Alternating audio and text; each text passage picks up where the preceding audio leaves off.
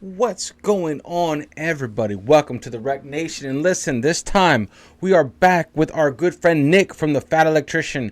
This time he's telling us an American pilot obliterates 5 enemy planes in 4 minutes. Edward Butch O'Hare. Come on. We're in it. Guys, listen. We are ramping up. We're ramping up. I know I've been saying that for the past, 3 or 4 videos. But it's time. We're kicking the tires and lighting the fires, and I am in the zone, and we're starting off with this one, and probably after this one we're going to get to another one, and so on and so forth for eternity. So as always, guys, if you don't know what this video is about, make sure you go and watch it on Nick's channel. Support the original content creator always, because I'm here just trying to absorb things, and if I'm going to see something for the first time, I want to be here in front of you guys watching it. So let's go. Let's find out who Edward Butch O'Hare is. I'm pretty sure he will be classified, and we'll put him in the playlist as Battle Legends. That's our playlist. Legends of Battle, Legends of War. Okay, here we go. Ready? Let's learn. Come on. Let me make it a little bit bigger. Let me make it a little bit bigger. You know, that way it's, you know, I watch YouTube reactions on my phone, so I know that like a tiny screen is just very, it's annoying, guys, so I'm sorry. So anyway, here we go. Ready? 3, 2, 1, let's go. I start researching for a video and the truth ends up getting in the way of a good story. Hold on. We're gonna start it back again. I hate it when I start researching for a video and the truth ends up getting in the way of a good story. Luckily, this is a good story regardless. Let's go. Today we're talking about America's first naval ace of World War II. Ladies and gentlemen, Edward Butch O'Hare. Look at him. But first, a word from our sponsor. This video is brought to you by Delete Me. Hey. Finally. I love that he shows up with his wife, shows up with his weapons. That way it's a tax write-off. Big moves, Nick. Hey, they're in a video. Tax write-off. Come on, bro. Love it. What the hell is that? That's awesome. Let's go. Is that a CMMG Descent? There you go. Come find out. Guys, I gotta go. Well, actually, hold on. What's it chambered in? It's 300 blackout. Yeah, I gotta go. Sorry about that. Anyways, Delete Me is super straightforward. You give them money, they make sure that all your personal information isn't being sold on the internet by data brokers. You see, data brokers are legally required to stop selling your information if you submit an opt-out request. However, submitting an opt-out request is different for every different data broker firm, and they make it as difficult as possible, and Delete Me does all of it for you automatically. Then, after they do delete all your information from data brokers, they continue to monitor all of those data brokers in case your information does get relisted again. They will automatically take it down again. I like Delete Me a lot. It's a service that I actually use. I also just got my wife signed up for it a couple of months ago. As you can see here, they checked for 142 different data brokers. And guys, if I can take this moment, we are sponsored by Euphoric Coffee, so we also have a sponsor. Go check it out. It's the Arius in the Nation blend, or Adventure blend. All right, partnered with Arius in the Nation. 80 of them had her personal information, and they show us what information that they had. So if you wanted to give it a try, we'll have a link and a discount code down below. Let's get back to the video. Let's do it. Easy, Eddie. Now, our story actually begins with his father. So, once upon a time in 1893, Edward Joseph O'Hare, EJ for short, was born in St. Louis, Missouri as a son of 2 first-generation Americans that had just come over from Ireland. He spent his entire childhood in St. Louis, and then in 1912, he would meet his wife Selma. They would end up getting married, and then they would live in an apartment above a grocery store that was owned by Selma's father. Shortly after that, in 1914, Selma would give birth to their first child, Edward O'Hare, that would later come to be known as Butch. Butch would also get 2 little sisters, Marilyn and Patricia, and by all accounts, they had a really happy little family. Okay, fast forward, 1923, EJ takes the Missouri State Bar. He passes it, becomes a lawyer, and almost immediately gets this new client by the name of Owen P. Smith, and he is the commissioner of the Greyhound Racing Association for the entire nation. And he needs a lawyer because he needs to patent his new invention, that little electric rabbit that goes around the dog racing track that all the dogs chase. So EJ gets that done for him, and then Owen decides that he wants to keep him around, so he makes him a business partner because he needs a good lawyer that's going to be able to help him keep dog tracks open and open up new dog tracks because at this point in time, dog tracks received a ton of political resistance. And this is because in 1910, gambling got outlawed. So for the next decade, all the dog tracks were just going out of business because without the gambling revenue coming in, the business just wasn't financially viable. And I mean, nobody wants to go just watch dogs run in a circle if you're not betting money on it, right? Ipso facto, all the dog tracks ended up shutting down except for the ones that were willing to engage in underground illegal gambling, which is why they needed a good lawyer like EJ. But before EJ even passed the bar and became a lawyer in 1923, things were already set into motion that would eventually change that. You see, 1920 was Prohibition when the government banned alcohol. Okay, sidebar. The amount of videos that I have done on this channel and my other channel, The Fat Files, where everything ties back to Prohibition is absolutely insane. It's like that game, you know, 6 Degrees of Kevin Bacon, where every single person on the planet knows Kevin Bacon within 6 relationships. I can do any historical event and tie it back to Prohibition somehow. Facts. Like, that was so... Okay, that was so massive in this country's history. It's like you would call it like a springboard for everything else. It created the spider web, right? And everything ties back to Prohibition. Like our viewpoint of, or the taboo of drinking alcohol, like before a certain age. Like that's it. You know, across the pond, the taboo is off the table. You know, over here it's different. You know, you're raised different, and I feel like it ties in with Prohibition.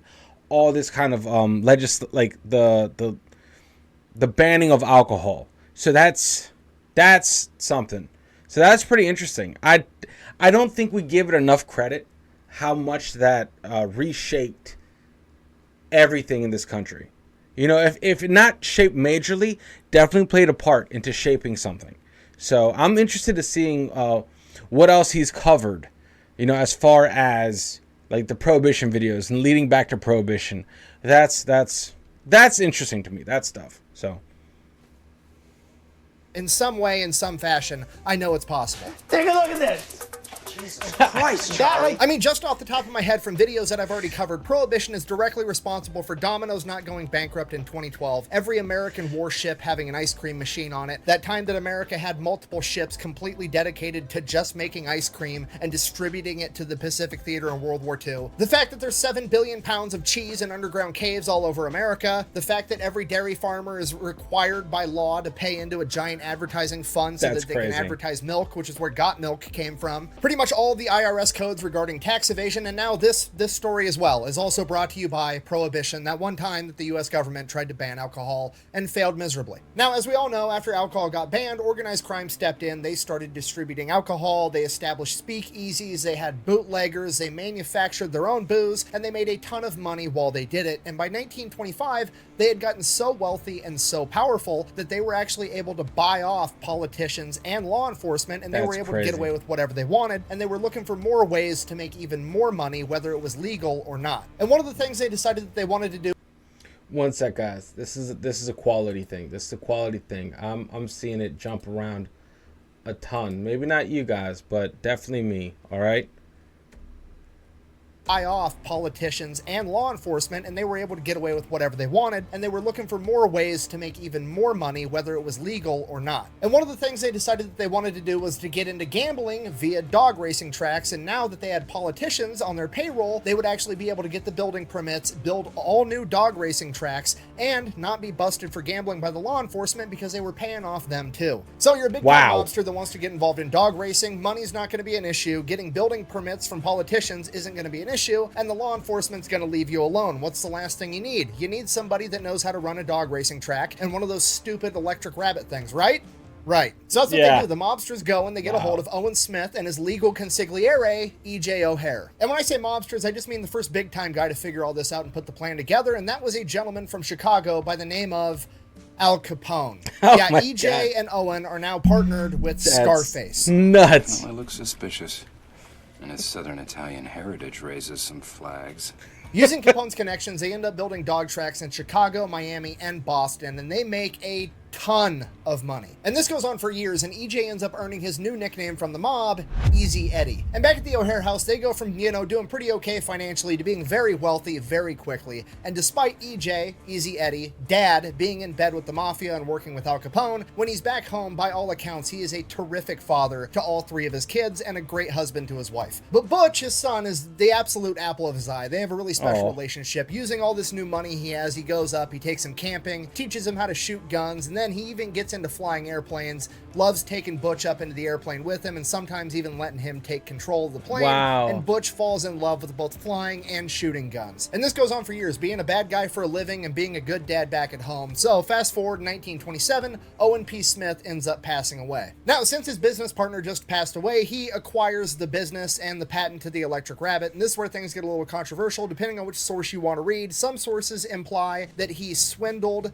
Owen's widow out of the patent and out of the money, and some other sources say that he basically paid her out. Which, to be fair, both of those are completely possible. He is a crooked lawyer working for the mafia, and also it's pretty standard practice that if you are in a business partnership and your partner passes away, that you buy out his shares and you acquire the entire business. So you can go ahead and pick whichever one you like more for that. Now, it's also at this point in time, right around 1927, that Easy Eddie and his wife Selma come to the realization that their son Butch is adapting a little bit too well to their new life of luxury. I mean, they have enough money to give their kids anything they want. The problem with Butch is all he wants is to sit in the house, read books, and eat donuts 3 times a day. He's 13 years old and he's already starting to get fat and kind of lazy, and one day he reaches peak laziness when he asks his mother at the age of 13, "Hey mom, can I borrow the car to go to the bakery?" The bakery is literally 4 doors down where he buys his donuts. He didn't want to walk like 60 feet to go get a box of donuts. Oh my God. At that point, his parents realized that they had a problem on their hands. So they do what any good parents would do. They come to him with love and compassion, and they hold his hand and they look deeply into his eyes and they tell him, "It's okay." I'm just fucking kidding. They sent his ass straight to military school. Great. Are you crazy? No way! So he gets shipped off to Western Military Academy in Illinois. Fast forward 3 years, 1930. Butch is in his junior year of military school, and he absolutely loves it. He's not much for conventional sports like football or wrestling. However, he did end up joining the water polo team, which he really enjoyed, and that's actually how he got his nickname Butch. And he has decided not only does he enjoy military school, but he wants to go on to be in the actual military. He wants to go directly into the U.S. Naval Academy. So that's what Butch is up to. Easy Eddie's still just raking in the dirty gambling money with Al Capone, so much so that in 1930 he buys a massive mansion that has an indoor skating rink and an indoor pool in this really fancy neighborhood in St. Louis. And this is the part where the truth kind of gets in the way of a good story, because when this story is usually told, there hasn't been all this context that I've already given you guys. It's literally just they open up like, hey, there was this lawyer that worked for the mafia and Al Capone. His name was Easy Eddie, and he was the best lawyer around, and he's the reason that Al Capone got kept out of prison, okay? Which, right out of the gate, that's not true, okay? Easy Eddie wasn't Al Capone's lawyer. He happened to be a lawyer that was a business associate of Al Capone, okay? If Al Capone got arrested for a DUI or whatever, it wasn't like he was calling up Easy Eddie to come represent him in court. That never happened. They then go on to explain that him and his son Butch have this amazing relationship, and Butch is the apple of his eye, and he uses the wealth that he's accrued from working with the mafia to give his son everything he could possibly want. And then one day he has a change of heart and realizes that he hasn't given his son a good role model in life to look up to. And at that moment, he decided that he was going to help the IRS put Al Capone in prison, proving to his son how to be a good person, and then the mafia assassinates him for it. And then his son, having seen his father lay down his life to do the right thing, decides that he's going to go off and become a war hero in World War II, and it's this happy story about redemption and doing the right thing, and it's also completely fucking made up and nonsensical. Okay, that story sounds great if Butch is like a 7-year-old little boy. He's not. He's 17, and he's been in military school since he was 13, and he's already about to go into the U.S. Naval Academy, okay? Do you know how fucking mad I would be if my dad, that I had a great relationship with, like one of my best friends that I confided in at the age of 17, and he came to me and was like, "Son, I've done some pretty bad things in my life, and I've decided to prove to you how to be a good man. I'm gonna go ahead and turn myself in and get myself assassinated by the mob just to show you how to do the right thing." You know what I mean? Like, hey, Dad, counteroffer, hear me out. What if you just retired, you're already rich, and then you just stopped doing bad stuff? That would set a pretty good example. I'm also 17, so I don't need you to just, like, set the example. I'm old enough and mature enough to understand the concept of, like, hey, do as I say, not as I do, you know? Maybe don't go get yourself killed basically for no reason. Yeah. The city wept. We lost 2 heroes. Who Wasn't even an awning in their direction. No, I know. Jumped 20 stories. God tier, man. God tier. Absolutely God tier. Come on. Guys, if you have not seen this movie, The Other Guys, oh my God. Absolute. It's a glorious movie. I know this has nothing to do with movies. It's a military reaction channel. This is absolutely a banger of a movie. It is. What do you say? It is a sleeper. No one knew how funny this movie was. But hey, just check it out. The Other Guys. You're welcome.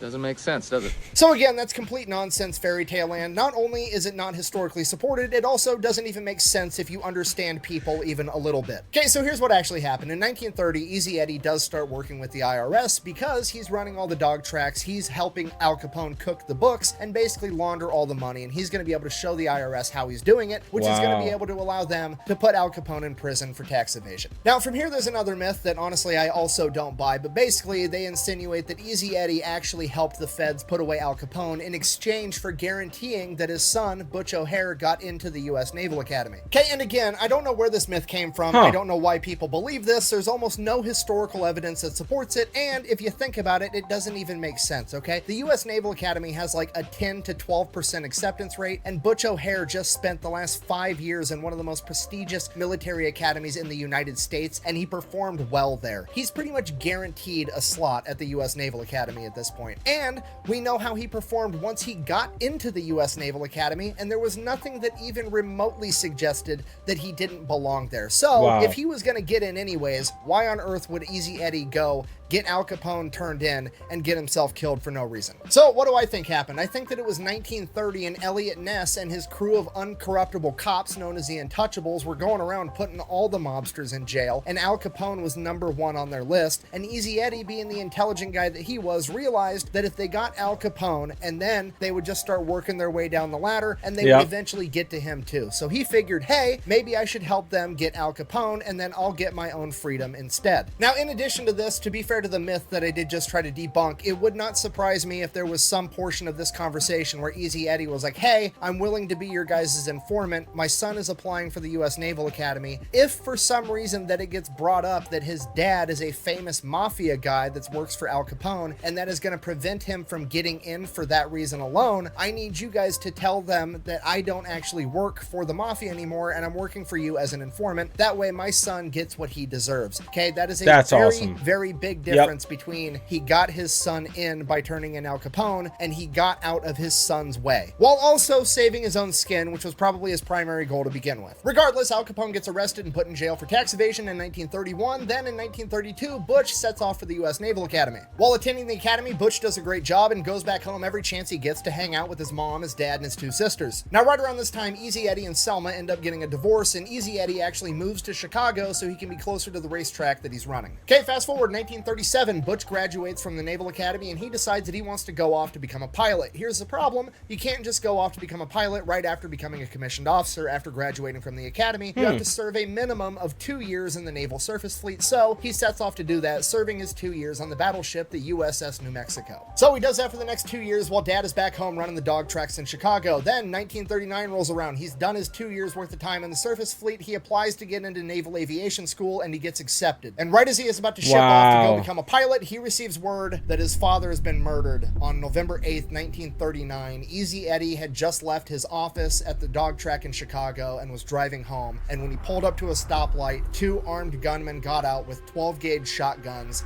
and opened fire on him inside of his car. Eddie tried to escape, but he was shot multiple times and ended up veering off and crashing into a light pole, and he would pass away almost immediately from his wounds. Now, technically, we don't actually know who killed Eddie. This is considered a cold case. However, pretty much everybody agrees that it was a mafia because he was assassinated approximately 1 week before Al Capone was set to get out of prison from the tax evasion charges that Eddie helped with in the first place. So everybody just kind of assumed that this was Al Capone's gift for getting out of prison. Now, going back to my original anger with the oversimplified version of this story from blogs and newspapers and magazines and other YouTube videos, when they tell the story, it's like Easy Eddie helps turn in Al Capone and then he is assassinated for it. They fail to mention that he's assassinated like 9 years later, okay, which I feel is kind of an important detail. Okay, setting that aside, Butch takes emergency leave, he comes back home, he buries his father, and this is obviously extremely hard to do because that's his dad that died, but to make it even worse, the newspaper and the media is dragging his father, and by extension his entire family,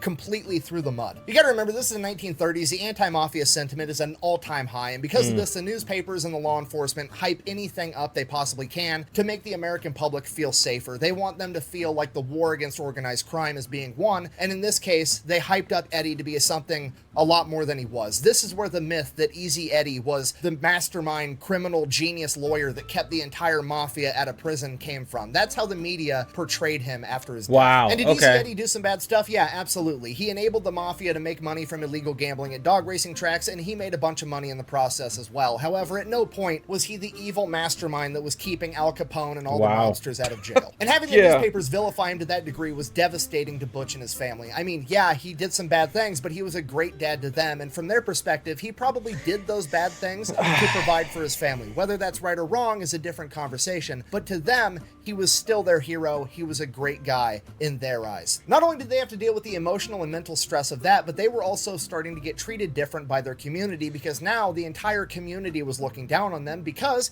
Easy Eddie was apparently this evil criminal mastermind, and all the money they have and all the fancy cars and the big house was clearly blood money, and now nobody liked the family either. At this point in time, it would appear that the last name O'Hare was forever going to be associated with the mafia and looked down upon forever. Now, I don't know this for sure because Butch never wrote about it, so I can't truly know his intentions. However, putting myself in his situation, I have to assume that he felt like his dad was in fact a good guy that was driven to do bad things for the right reason. Being in Butch's shoes, that's his dad, it was his best friend, it was his hero. Realizing that his dad had done horrible things to put Butch in the advantageous position that he was in now, having gone through military school, having graduated the U.S. Naval Academy, tough. now being...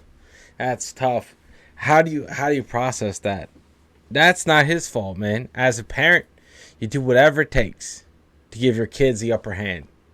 Whatever it takes. You know? That's tough. Then you have that mental baggage weighing on you. You know, and apparently this is when he just overcomes that and just Supermans this shit. And it's like, F it, I'll carry the family name. I like that, man. I hope that's what happens. I mean, we're far from over, guys. This reaction is far from over. Come on. Being headed off to flight school, Butch couldn't afford to waste the opportunity. His dad had become a villain so that Butch had the opportunity to become a hero. Fuck yeah. Fuck yeah. Before we get to this, like right now, I do not think it is easy to get behind the joystick of one of our fighter jets to become a pilot. I believe you have to... Actually, you know what? Forget it. I'm tired of putting my foot in my own mouth. You guys that have experience, I know we have some U.S. Navy vets in the comments section, some U.S. Air Force vets. Guys, how hard is it to get to the level of pilot, whether it be in the Navy or the Air Force? I know it's like Air Force pilots is like 1% of the Air Force makes it into that, and then like 1% of the 1% makes it to be fighter pilots. Please let me know. Please let me know. I have no idea. That's a different world, guys. Navy, Air Force, that's a completely different beast. I am not going to put my foot in my mouth and just guess. But I know it's nowadays not anyone can just be like, oh, pilot. Yeah, sure. Sounds like a recruiter's pipe dream. Oh, you want to be Delta Force? You just sign here. Delta Force. Whatever, bro. Butch. So Butch does the only thing he can do. He goes back out to flight school. While there, he does okay in the classroom. He's not the best at taking written tests, but when it comes to actually getting Butch inside the planes, he is exceptional. He is one of the best pilots they've ever seen, and he's even better at gunnery. This guy can put rounds on target with his eyes closed. He graduates from flight school in May of 1940, then he gets stationed on the USS Saratoga, an aircraft carrier with VF-3. Okay, now at this point, we gotta remember it's early 1940, World War II has officially started, but America is not directly involved yet. That being said, pretty much everybody in the military is aware that America is going to be involved soon, and they are training extra hard to get ready for that, as well as training as many new recruits as possible. So all of America's best warfighters at this point in time are pretty much sent in to go train as many new guys as possible, and the man in charge of VF-3 to get all these new guys trained up and ready for war is a legendary pilot by the name of John Thatch. And this man is a complete badass. He is basically Maverick from Top Gun, except in the 1930s and 40s. This guy was training all the new guys that came through VF-3, and it was his standard practice to take the best, cockiest new pilots they had, and he would take them up into the air in F-4F Wildcats and have a mock dogfight with them, and he would allow the cocky new guy to get the advantageous position on him just to shake them off, get behind them, and shoot them down first, just to show them how good they're not. Just the complete dad energy of, we're gonna set a tone right now out of the gate. You're not that good. You're gonna shut up. You're gonna listen to what I have to tell you because it's the best chance you have at making it through this war that we have coming up. The dude is out there right now just breaking egos for a living, until one day there's a new pilot that shows up. He's not particularly cocky, but he's highly regarded as one of the best they have, and Thatch wants to take him up in the air just to see what he has, and he does what he always does. He lets them get the advantageous position, except this young pilot by the name of Butch O'Hare is so good that Thatch can't shake him. Now, Thatch is a better pilot overall, but O'Hare is so close in talent to Thatch that if Thatch does give up the tactical advantage, he's not able to recover. After seeing how incredibly talented Butch is, Thatch decides to take him under his wing and becomes his mentor. So they train a ton. It's that Yoda and Luke, the Mickey and Rocky type relationship. And one of the things that they start doing is they start trying to address the issues that they know they're going to run into once the war starts. And the big issue right off the bat is Japan's new fighter plane, the Mitsubishi Zero, that came out in 1940. It is faster and more maneuverable than the Grumman F-4F Wildcats by a long shot. Okay, this means not only does the Zero have the edge in combat, it also means that the F-4F Wildcat... I love this. I love his videos because they're like overlapping with our Battle 360 stuff. And it's just like, I'm getting the verbiage. I'm getting the verbiage that he's putting down. The Zero, the Wildcats, like we just learned about them on Battle 360. Like, dude, I am here for this. This is why I love this shit. Cause it's just it's all like, what is it? It compiles itself. It just like, yes. When the planets align, it is a magical thing. Man.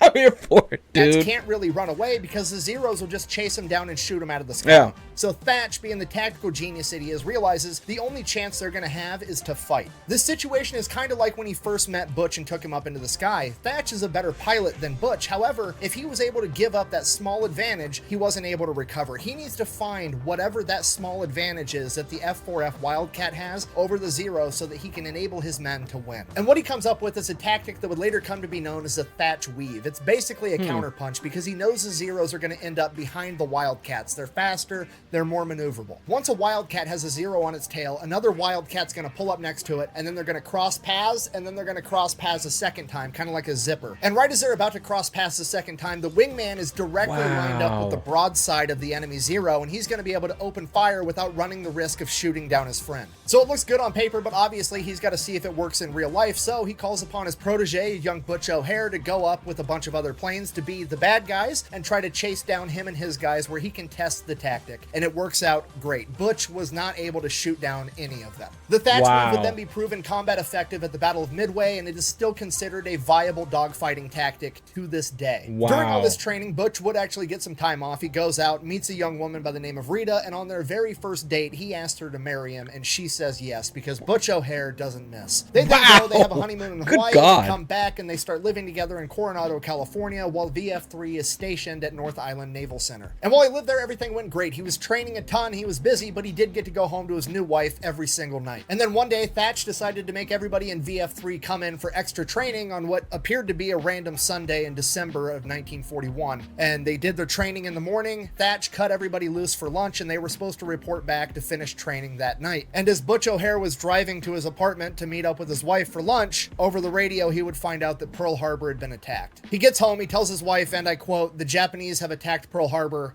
I'm to board the Saratoga as soon as possible. it's war. The very next day, Wow. the USS Saratoga and VF-3 set off from North Island to go participate in World War II. On their way there, the world would find out about Wake Island, where 450 Marines and 1,200 civilian construction workers fought off the Japanese on a small coral atoll that the Japanese wanted to use as a forward operational base. In the initial defense of Wake Island, the Marines and the construction workers were able to sink 2 enemy destroyers and a submarine, repelling their entire force, and this is looked at as America's first victory over Japan, and it was a silver lining that the entire country looked to in the days after Pearl Harbor. Because of this, America would immediately send ships to reinforce Wake Island. However, the ships that were leaving Pearl Harbor had a humongous head start. Amongst the American ships making their way there was Butch O'Hare and the USS Saratoga, as well as the rest of VF-3. Unfortunately, the American leadership would come to the realization they were not going to be able to beat the Japanese there, and they didn't want to risk losing any more ships than they already had in Pearl Harbor, and they were ordered to back off and not try to save the Marines and the construction workers at Wake Island. After 2 weeks of fighting, the Marines and the construction workers were forced to surrender. Those that did not die in combat were either executed or held as POWs for the remainder of World War II. Because of how brutally the Japanese treated the civilian construction workers, the American government realized that they couldn't rely on civilian contractors to do all their construction on forward operational bases in the future. And this is where the Navy's construction battalion was originally founded, aka the Seabees. And those civilian construction workers that were at Wake Island are considered to be America's first honorary Seabees. During the same time, the USS Saratoga would be crippled by an enemy torpedo, and VF-3 would have to rotate and now be stationed on the USS Lexington. Once there, it is the Lexington's mission to penetrate deep into enemy territory so they can attack the port at Rabaul. They get like 450 miles away, and all of a sudden, a Japanese recon plane spots them. So they send some fighters up. Thatch himself shoots down this enemy recon plane. But he didn't get to him fast enough because they got that radio transmission out, and the Japanese bombers are already on the way to the USS Lexington. They start getting fighters up in the air as fast as they can as 9 Japanese G4M Betty bombers show up, and some of the fighters are already starting to engage the bombers, shooting them down. And Butch O'Hare is the last man slotted to get up in the air. He's sitting there on the flight deck in his Wildcat, fully fueled up, as the bombers are coming in, getting attacked by the other Wildcats, and he's just waiting his turn to get up in the air, hoping that the bombers don't make it and bomb the USS Lexington with him right on top of it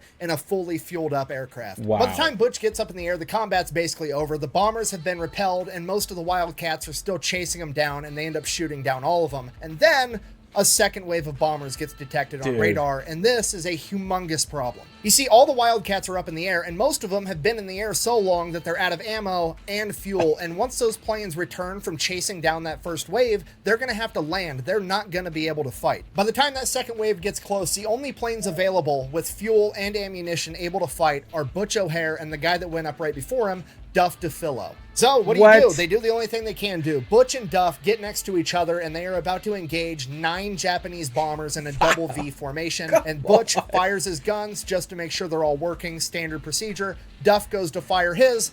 All of them are jammed. So Duff's out. It is now Butch O'Hare versus an entire formation of Japanese bombers all by himself. He's already running low on fuel, and he only has enough ammunition for 10 3-second bursts with his guns. He does not have enough ammunition to take down all of these planes, and even if he did, he doesn't have the time to do it all by himself. He needs to be as accurate as humanly possible, and that's exactly what he does. Using his expertise in gunnery, he is engaging engines and fuel tanks, and that is it. On his first pass, he manages to knock 2 bombers out of the formation. Wow. And then he immediately goes into a second pass, engaging the first bomber he sees on the other side of the formation, critically damaging it as well, forcing it to drop its bombs early and peel away. He then engages the next bomber next to it, striking the fuel tank, causing it to blow up in midair. He immediately goes into his third pass, shooting down another 2 bombers before making his 4th pass, engaging another one. And while this is happening, the crew of the USS Lexington is just watching in awe as it unfolds before them. The admiral on board said, and I quote, "All of us on the flight deck and the bridges became so intent watching the aerial battle that it was hard for us to concentrate on our duties. At the time, the entire ship's company burst into cheers as our fighter shot the bombers down into the sea. It was not as though they were in the midst of a life or death struggle, but at a baseball game." Wow. After his 4th pass, Butch was completely out of ammunition and almost out of fuel. The 4 remaining Japanese planes dropped their bombs, and all of them missed. Wow. All right. That wasn't so hard.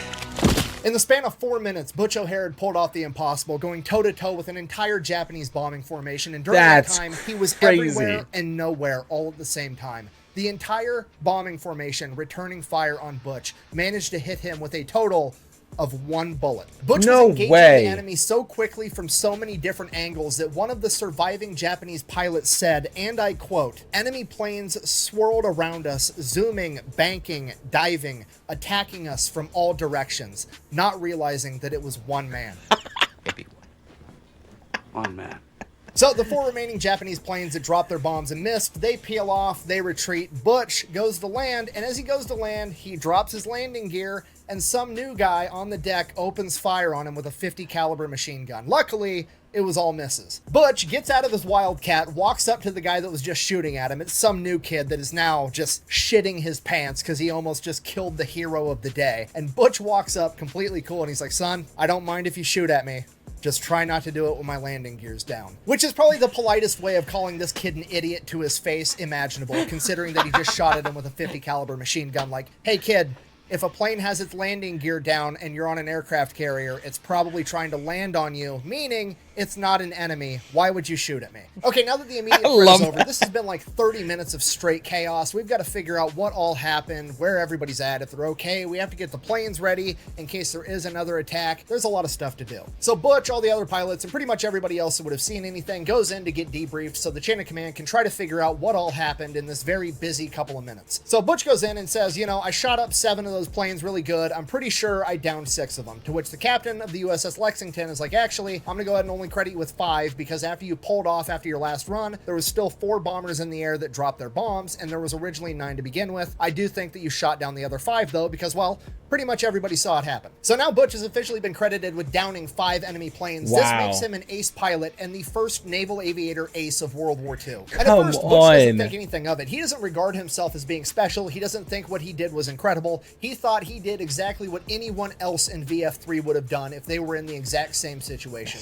As far as Butch O'Hare is concerned, the only thing about that day that was unique to him was that he happened to be in the right place at the right time. He wasn't necessarily the right guy. And then he came out of getting Wow. debriefed, and the crew of the USS Lexington had already went down to the machine shop and made him a trophy. He was everybody's best friend. That's he was the awesome. hero of the day that had saved That's the awesome, USS man. Lexington, and everybody was in love with Butch O'Hare. Listen, if there's anything that we've learned that we've been able to pull away from our Battle 360, the USS Enterprise, kind of not documentary, but like the series that we're following, man, you had to scramble the planes so fast because that was your only line of defense. Because the because I don't think the Lexington had like a carrier strike group around it, so that's massive right there. Like it's so huge. Like that one person saved thousands of people on that aircraft carrier. That is a brown pants moment when you realize that you only have 2 fighters in the air and one of the fighters doesn't have any guns, that they're jammed. Like, that is a Hail Mary. Like, oh my God. Hopefully he finds his mark. That's so huge. And like, it happened so fast where you, like, I guess he was just removed from himself for a moment and he just did the job. He just got the job done. And in doing so, he saved so many effing people. And that's a hero, man, right there. That's just someone, hey, I'm going to do my job regardless of the odds against me, and that's dope. And that's what we're figuring out about World War II Pacific theater. And hopefully we'll get more European theater in the mix soon. But, as far as Pacific theater is concerned, man, they just did their jobs like to a T, regardless of what was facing them. And those guys are just legends, heroes, and everything else. Like, I love these effing stories, man. America's first ace. The crew of the USS Lexington and the rest of VF3 actually adopted a new drinking song that night as well that goes something along the lines of, "O'Hare, O'Hare, did the Japanese bombers go? O'Hare, O'Hare, could they be?" Okay, now sidebar, in the spirit of full disclosure, retroactively after World War II, it has been decided that Butch O'Hare actually only shot down 3 enemy bombers on that day. Apparently this is because the Japanese documented that actually only 3 planes were shot down during that wave, 3 of them returned back severely shot up, and one of them apparently got Lost in a Storm. You sure about that? Okay, and this is where I get annoyed, because on one hand, like, yeah, okay, I understand wanting to figure out the truth and clarify things, but also I feel like Americans typically tend to believe what the enemy says happened more than they believe the word of their own men. I mean, when the captain of the USS Lexington looks up in the sky and he's like, 1, 2, 3, there's 4 left, the rest were shot down. I don't know why we're not believing that guy. Why are we believing the Japanese documentation over that? And don't get me wrong, I understand that people make mistakes, and maybe the captain miscounted, maybe the entire crew that was also watching had a bad account of what happened, you know? Because the enemy never ever makes mistakes, just like the enemy that was under the impression that he was getting attacked by multiple planes all at once and they were everywhere all over the place, when in reality it was just Butch up there by himself. Okay, and I know this is crazy and I'm definitely biased, but I'm always going to be more inclined to believe the guys on my team than the enemy. But hey, whatever. I'm not the expert. That's one thing. Whatever. Maybe everybody on the USS Lexington miscounted and the Japanese counted right. I guess that is possible. However, I will argue till I die that the Japanese pilot that got shot up by Butch O'Hare and then magically got lost in a storm that none of the other shot up planes managed to get lost in absolutely got shot down by Butch O'Hare. Okay. I don't care if the storm did the last 5% of the damage. Butch should get credit for that. Okay. It's complete lunacy to say anything other than that. I mean, for real, apply this logic to any other situation. Imagine that you're at a party and there's an altercation that breaks out between guy A and guy B, and guy A pulls out a gun, shoots guy B in the chest 17 times, and then guy B falls into the pool. Okay, are we gonna be like, oh, that guy drowned? No, guy A killed guy B. Okay, that's obvious. I'm sorry, I'm getting distracted. I get super annoyed when there's some people that have nothing better to do with their lives and look back and retroactively nitpick and try to undermine the accomplishments of others. Honestly, Butch O'Hare probably wouldn't even care this much because all he cared about was saving his dudes. But also, he's a better man than I am, so whatever, moving on. Anyway, so over the next couple of days, things kind of return to normal-ish. However, the USS Lexington is still on mission. They're still making their way to Rabaul so they can attack this port. And then once they get there, they start launching raids. Now, Butch is pumped. He wants to get back up in the air. He wants more combat. That's what he's here for, right? However, it gets decided by Thatch that Butch and Duff are to stay at the USS Lexington while everybody else goes out and conducts raids. And the theory behind that was, or at least the stated theory as to what Thatch told O'Hare was, hey, we're leaving you guys to defend it because we know if everything goes bad, you two by yourselves can defend the USS Lexington against anything. That's what Thatch told him. In reality, Thatch knew that Butch O'Hare was being put up for the Medal of Honor, and so did the rest of the chain of command, and they knew that they could not afford to let Butch get killed in combat. This is early 1942. This is 2 months after Pearl Harbor. The only silver lining, the only good news that America has gotten in the past 90 days was about the Marines and the construction workers making their last stand at Wake Island. And now they've all been captured, either killed or put in internment camps. Okay, America has not had any good news. Except now they have the story of Butch O'Hare, the man that became an ace in 4 minutes. Shortly after this, Butch is informed that he's going to be receiving the Medal of Honor, to which he directly tells Thatch, I don't want it. He doesn't want it. He doesn't want to have to go back stateside. He wants to stay out there with his men. He still does not feel as though he did anything special. And the man that has been his father figure, his mentor for the past couple of years, basically pats Butch on the shoulder and informs him, too bad.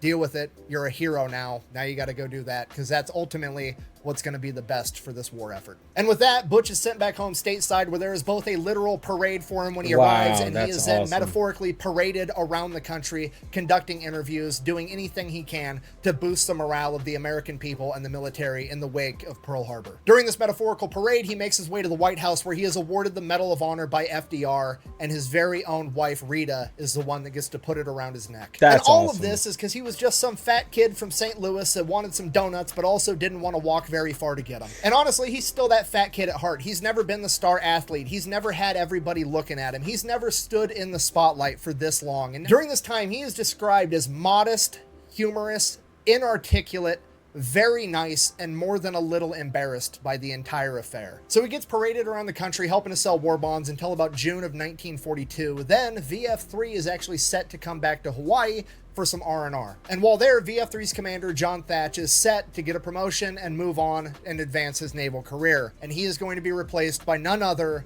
than his protege and war hero, Butch O'Hare. On That's June 19th, awesome. 1942, Butch O'Hare formally relieves John Thatch of command of VF-3 as he assumes command himself. John Thatch would then go on to say, and I quote, "I know of no one I would rather see take my old command into new battles." Of course, referring to Butch O'Hare, and this meant more to Butch than winning the Medal of Honor. See, that's awesome.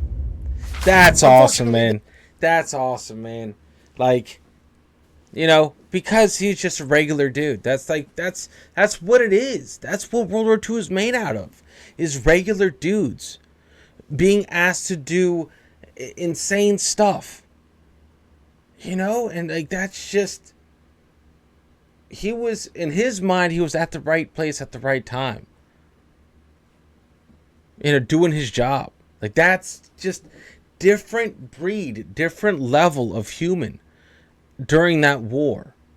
And I because since then you can't really compare, because we've been in conflict for centuries at this point. There's always some conflict somewhere, but World War II, man, like we cut our teeth for sure. We cut our teeth as a country for sure. And you had a lot of these I mean, he wasn't a farm boy, but you had a lot of these stories of like farm boys going above and beyond, you know, and so it's intriguing to me. Like that was a greater generation for sure. Absolutely crazy. This did not mean that Butch was going to get to go back into combat. VF-3 had actually been taken, and they are now going to be training all of the new pilots to get ready for war, because America's practice at this point in time was to save all of our best pilots and make them teachers to train the next generation, as opposed to the Japanese who, well, they used up all their good pilots. They all died. So Butch and the remaining combat veterans of VF-3 start training a bunch of new guys, and Butch officially becomes known as the King of Maui. Because, I mean, he's the war hero, everybody knows his name, he's training all the new guys, he's in charge. This guy is clearly the main character. And this is an important time because he's training the next generation of fighter pilots that he'll eventually take into combat, but he also gets to go home every night and spend time with his wife. And That's during this awesome. period, they end up having their daughter, Kathleen, that he gets to meet in March of 1943. With Butch leading all the training, VF-3 became known as Butch's Boys, and a lot of these pilots went on to become aces themselves, and they all had incredible things to say about Butch and the lessons that he was able to pass on to them. Then in August of 1943, VF-3 was reinstated as VF-6, and they were being stationed on the USS Independence, and they were being sent back into the Pacific Theater for combat. But unlike last time, Butch isn't going to have a plane that's outmatched by Japanese Zeros, because him and his men are not getting Wildcats, they're getting the new Grumman F-6F Hellcat. And I cannot stress to you enough what a big difference this is. The Wildcat is outmatched by Japanese planes. The Hellcat, on the other hand, will go on throughout the rest of World War II to rack up a 19-to-1 kill ratio. Wow. And now Butch and his boys got the new Hellcats, and they proceed to go and fuck shit up. First thing they do is they go and they launch raids on Wake Island and Marcus Island. Butch lands a couple of more air-to-air kills, solidifying his status as an ace, even if people like to go back in time and try to discredit some of his kills. Then VF-6, now VF-3, gets restationed onto the USS Enterprise, and Butch, the war hero, gets put in charge of all three squadrons on the USS Enterprise. Wow. Okay, here's the problem with that. Butch is now officially a bigwig. He's not supposed to be out there in a Hellcat mixing it up with the enemy anymore. He's supposed to be going up in like a Grumman Avenger, you know, a command plane, so he can see everything, see what's going on, be protected, be safe. Be No, smart guy he's up not in the gonna do tower that. telling the troops on Crazy. the ground what to do. Okay, but that's not how Butch gets down, okay? He officially puts in a request that they repaint his Hellcat so that it can be his command and control vehicle, and he's gonna do everything from a Hellcat. And obviously, this is Butch O'Hare, the war hero and fighter ace. He's gonna get what he wants, and he does just that. Now with Butch O'Hare in charge of over 100 pilots on the USS Enterprise, they go and provide air support to the Marine Corps as they make amphibious That's landings awesome. at Tarawa and Macon Island. And with the help of the new Hellcats, they absolutely crush the Japanese in daytime combat, so bad that the Japanese have to ditch the idea altogether. After the Japanese realize they can no longer go toe-to-toe with the American aviators during daylight, they resort to using night tactics. Basically, the Japanese resort to sending torpedo bombers out in the dark of night, launching torpedoes and hoping they hit American ships. Now, it's not super effective because the torpedo bombers can't really aim. However, it's also effective in that the Americans also can't really send planes up to stop them because night fighting at this point in time isn't really a thing. Okay, you gotta realize this is 1943. Radars are still fairly new technology, and they're mostly being used on ground arrays, and recently they're starting to be used on big naval vessels. They can't cram one of these things inside of a fighter plane yet. So at best, all the Americans can do is use the radar on on the ship to see the enemies coming and then essentially brace for impact. They are not going to be able to scramble their own fighters to go up without a radar because everything's relative up there, right? Even if the ship tried to tell the planes where the enemy was, like, is that my left or your left? Is that my guy or is that an enemy? They'd end up shooting more of themselves down than they would the enemy. It'd be complete chaos. So that's really all the Americans can do, is just hope they miss. That was until Butch came up with a plan. What if we took the Avenger, it's a big plane, we crammed a radar into that, and then sent the Avenger up with a bunch of Hellcats, and then as long as we could stay in formation, we would be able to tell in relation to ourselves where the enemy was. The Avenger could be like the enemies to the left, the enemies to the right, and everybody has